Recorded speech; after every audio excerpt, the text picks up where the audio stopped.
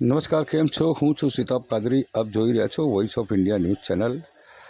ગત સપ્તાહે પાલનપુર પશ્ચિમ પોલીસ મથકે નોંધાયેલ ફરિયાદના આધારે પોલીસે સગીર વયની યુવતીને ભગાડી દેનાર અને દુષ્કર્મ કરનાર પોસ્કોના આરોપીને ઝડપી પાડી તેની સામે કાયદેસરની કાર્યવાહી હાથ ધરી છે. ગણતરીના દિવસોમાં જ આરોપીને ઝડપી પાડ્યો છે. ડીવાયએસપી ગામિતે આપી માહિતી. કોણ છે આ શખ્સ જે પોસ્કોની કલમનો આરોપી? શું અત્યાર સુધીમાં પોલીસ દ્વારા કાર્યવાહી કરવામાં આવી?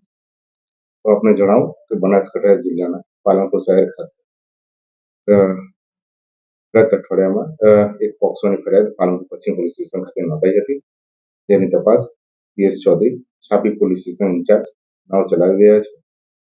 આ આખી ફરિયાદમાં જે પોક્સો વખત જે ફરિયાદ છે એમાં આપણે જણાવું કે જે સગીર વયની દીકરી જે છે એ સગીર વયની દીકરીને પોતાના મા બાપના કાયદેસરના વાલીપણામાંથી ફોસલાવીને રોગ લાલચ આપીને જે આ કામના મુખ્ય આરોપી હસમુખભાઈ ઉર્ફ બકાભાઈ હરગોવનભાઈ પટેલ, જો 20 ટ્રાન્સફોર્મરના રિપેરિંગનો સરકારી કોન્ટ્રાક્ટ સાથે જોડાયેલા હોય, તેમને આ દીકરીને લોભ લાલચ આપીને એના વાલીપણામાંથી અપહરણ કરીને આરોપી પોતાની ચંડીસર મુકામે આવેલી ફેક્ટરીમાં લઈ જઈ અવારનવાર તેની સાથે દુષ્કર્મ કર્યું હોય તે બાબત આ તપાસમાં જણાઈ આવેલી છે.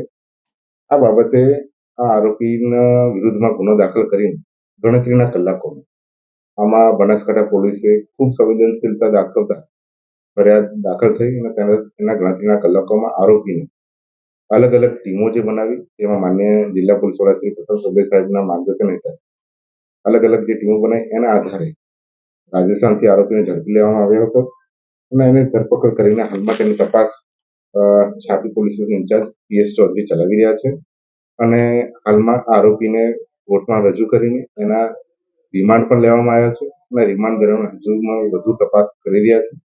આમાં જે આઈઓ જે છે અમારા પીએસ ચૌધરી એ અલગ અલગ જગ્યાએ જે જગ્યાએ બનાવ બન્યો છે અને જે જગ્યા જે પણ ગુનાને તપાસ લગત જે સ્થળોની વિઝિટ એમણે કરી છે એ તમામનું પંચનામું અત્યારે હાલ કરી રહ્યા છે. તદુપરાંત આ બાબતમાં ખૂબ સંવેદનશીલ દાખવતા તમામ જેટલા વાલીઓ છે, તમામ જેટલા મા બાપ છે, એ બાબતે બનાસકાંઠા પોલીસ સંદેશ આપવા માંગે છે કે આપના બાળકો અને એ બાબતમાં જો કંઈ પણ બાબતમાં આપણા બાળકોને કોઈ હેરાનગતિ કોઈ કરતું હોય, કે છેડતીના કોઈ બનાવ હોય, એ બાબતે સજાગ રહીને જાગૃત રહીને પોલીસ સ્ટેશન સીધા સંપર્ક કરે. જે રીતે દીકરીના મા બાપે અમારો સંપર્ક કર્યો હતો અને ત્વરિત રીતે અમે જે પણ આવા ઇસમો છે એના વિરુદ્ધમાં કડકમાં કડક કાર્યવાહી કરીશું અને એક ઉદાહરણ દાખલો બેસાડવાનો પ્રયત્ન કરીશું. ઘટનામાં કોઈ પુરાવા એકત્રિત? હા, આમાં હાલમાં જે તપાસ ખૂબ સંવેદનશીલ રીતે અમે કરી રહ્યા છે ને એમાં અલગ અલગ પુરાવા પણ અમને મળી રહ્યા છે. જે બાબતે અમે ટેકનિકલ પુરાવા જે છે તપાસના અત્યારે હાલ એમાં અસર ન થાય એ બાબતે વધુ જાહેર નથી કરી રહ્યા, પરંતુ એમાં અમને બધા પુરાવા પણ મળ્યા છે અને એ બાબતે અમે પુરાવા કબજે પણ લીધા છે અને હજુ રિમાન્ડ દરમિયાન બીજા પણ અમે પુરાવા એકત્રિત કરવાનો પ્રયત્ન કરી રહ્યા છે.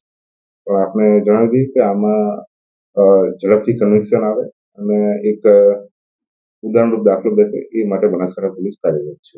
સર, પોલીસ દ્વારા અનેક ઘટનાઓમાં આરોપીઓનું રિકન્સ્ટ્રક્શન કરીને તેમને કાયદાનું ભાન કરાવાતું હોય છે, ત્યારે આવા જે પોસ્કોના આરોપી જે જેમની સામે આરોપ છે એમનું કોઈ રિકન્સ્ટ્રક્શન કરાશે એવું?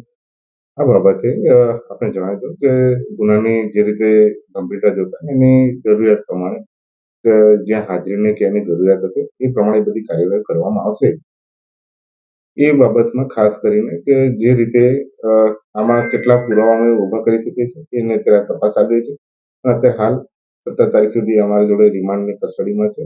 એ બાબતે અમે આગળની જે પણ કાર્યવાહી છે તો ગુનાની ગંભીરતા જોતા, સંવેદનશીલ જોતા એ પ્રમાણે આગળ જે પણ અમે કાર્યવાહી કરીશું એ પ્રમાણે જરૂરિયાત પ્રમાણે એ કાર્યવાહી કરીશું આગળ.